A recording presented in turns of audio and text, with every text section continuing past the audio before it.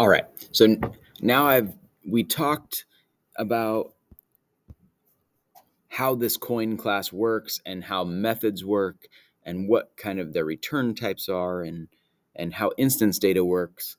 I should have mentioned one more thing about the toString. This toString method is something that we'll probably write for almost all of the classes that we create.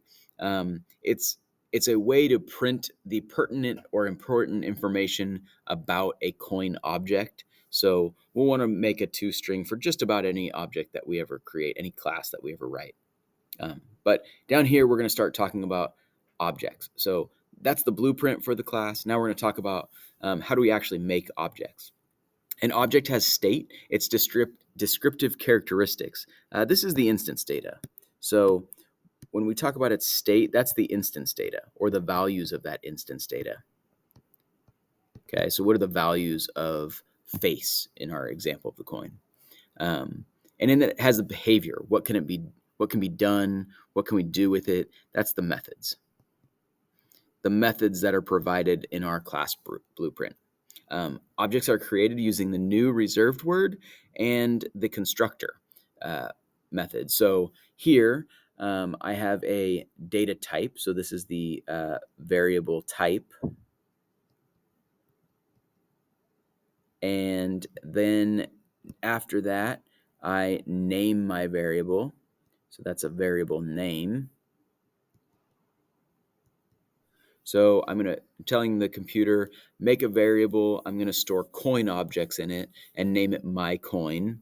And then I use the new keyword. So the new keyword followed by coin, this calls the constructor, calls or invokes the coin constructor.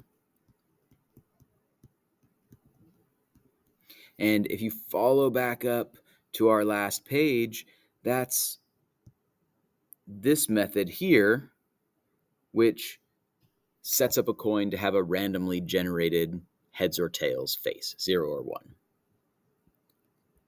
Okay. Now in memory, what does that do? That's like, okay, I created a variable called my coin, and then I created a new instance of a coin object. So this is a coin object that's stored in memory, and it has heads, a piece of data that's called heads, which is, I believe, 0. Yep. Heads equals 0. It has a instance data constant that's called tails, and tails is 1. And then it has a face variable that holds either a randomly generated 1 or a 0. And in our case, I don't know. It's either let's just put it as 0 for this case. So again, my coin is a reference type variable, F32. So it's holding a memory location that holds that coin object. So it's a pointer. It's a memory location to that coin object.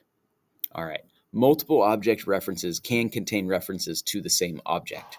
So what could happen in this one, if I draw this out, first I start off with line 1. I create a reference variable for C1. It creates a new coin object, and I'm just going to randomly generate the face equals 0. Then C2 comes along on the next line of code, and I create a memory location to hold C2. C2 creates its own object. It has its own version of face. Let's say this one's 1. And then because I've called the constructor twice, okay?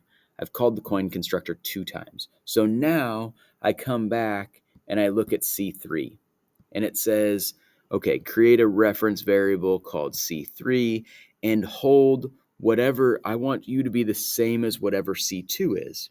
Okay, assign C2 to C3. Well, what is C2? C2